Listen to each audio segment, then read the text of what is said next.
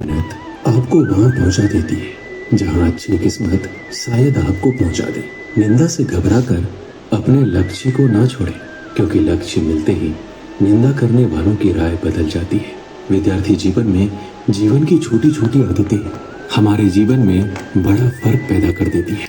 अगर तुम सूरज की तरह चमकना चाहते हो तो सूरज की तरह जलना सीखो। मेहनत इतनी खामोशी से करो कि कामयाबी शोर मचा दे। जब तक तुम दौड़ने का साहस नहीं जुटाओगे तब तक तुम्हारे लिए प्रतिस्पर्धा में जीतना सदा असंभव बना रहेगा। जिस दिन एक सिग्नेचर ऑटोग्राफ में बदल जाए तब मान लीजिएगा कि आप कामयाब हो गए। हमारा भविष्य हमारे वर्तमान पर निर्भर करता है, इसलिए अपने लक्ष्य पर काम करो।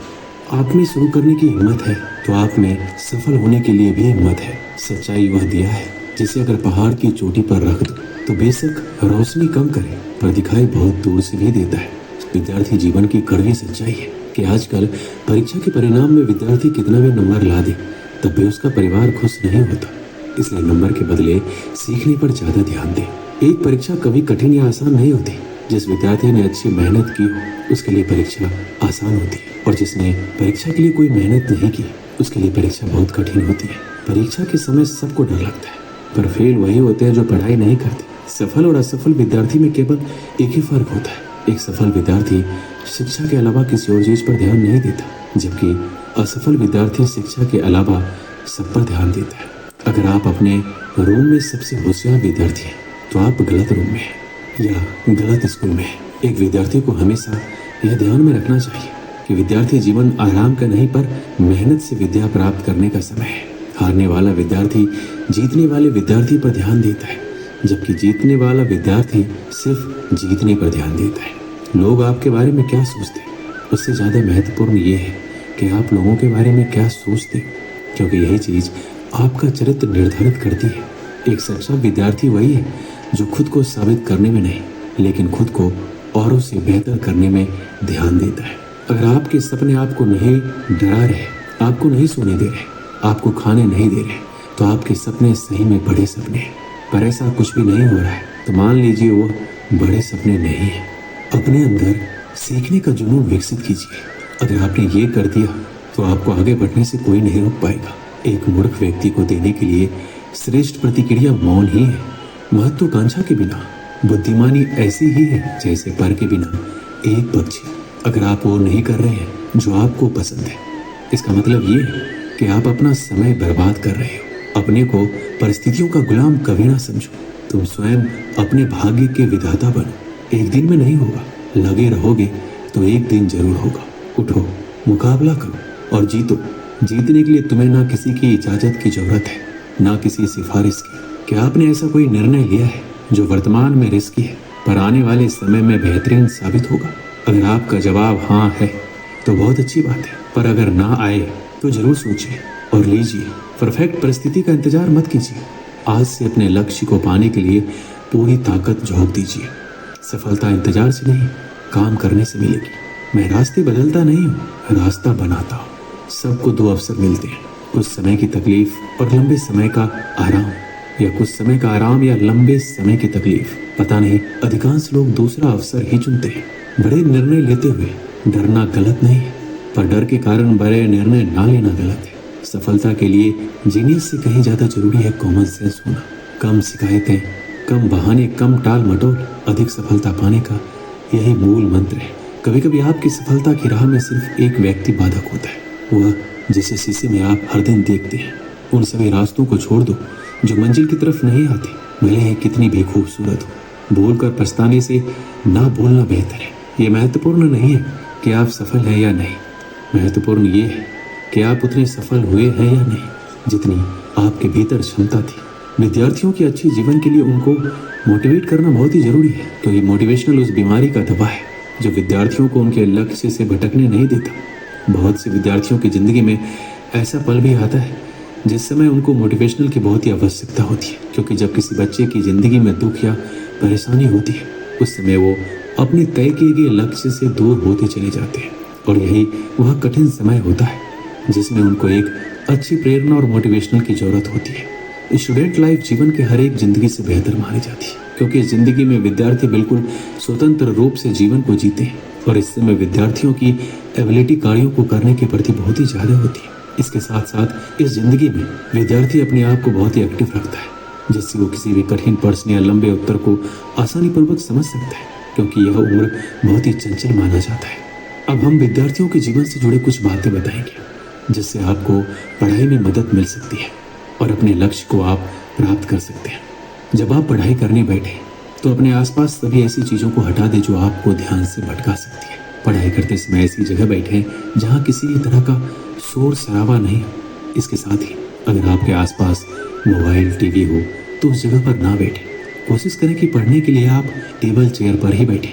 इससे आप ज़्यादा देर तक पढ़ाई कर पाएंगे। और पढ़ाई करते समय फोकस बढ़ाने के लिए सबसे ज़रूरी है आप अपनी पढ़ाई के लिए एक रूटीन बना लें।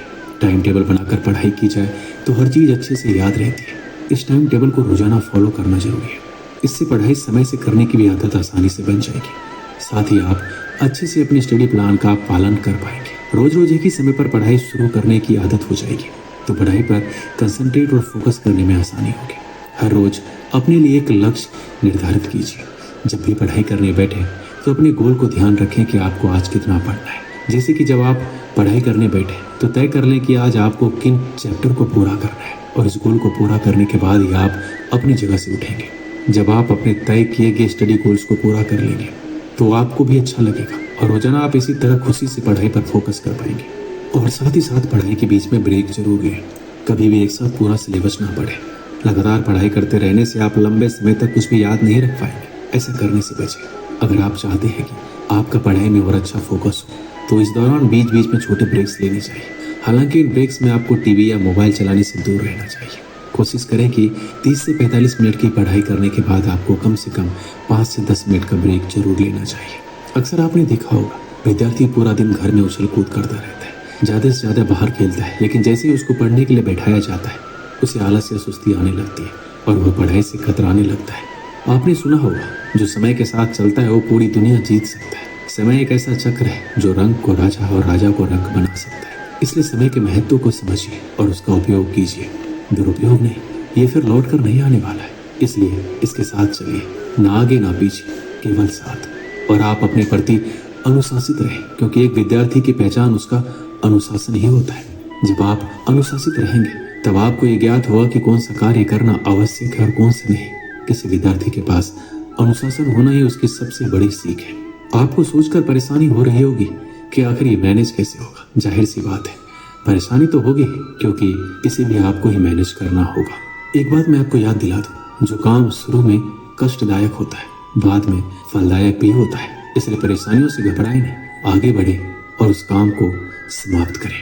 सोने के लिए भी समय निर्धारित कीजिए।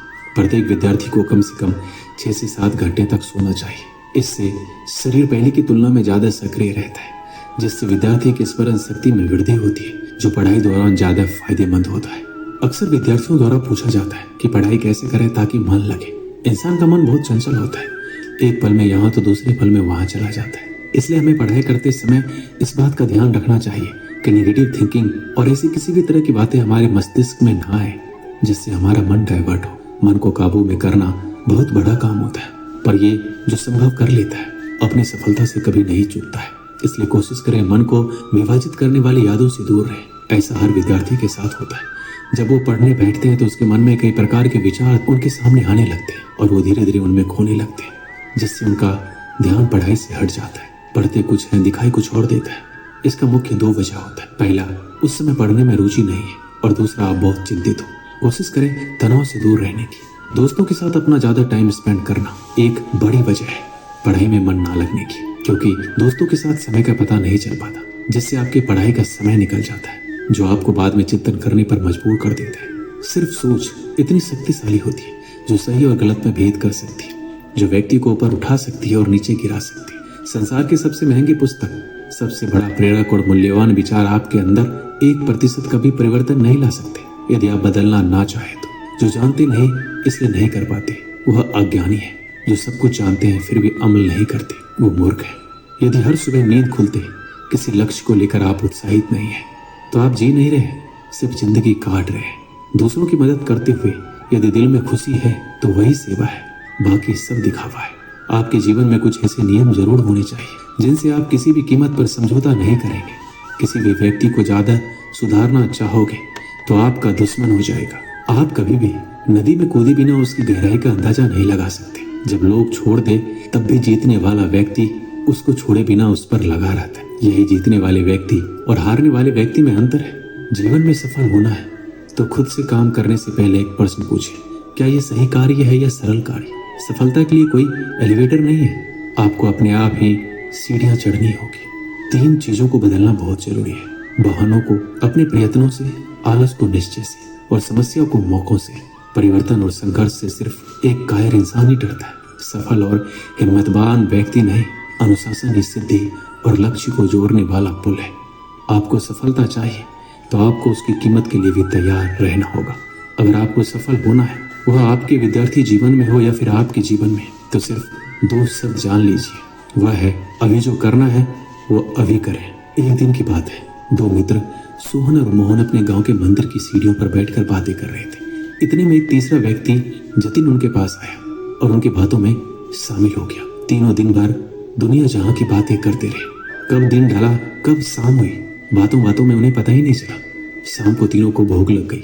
सोहन और मोहन के पास क्रमशः 3 और 5 रोटियां थी, लेकिन जतिन के पास खाने के लिए कुछ भी नहीं था।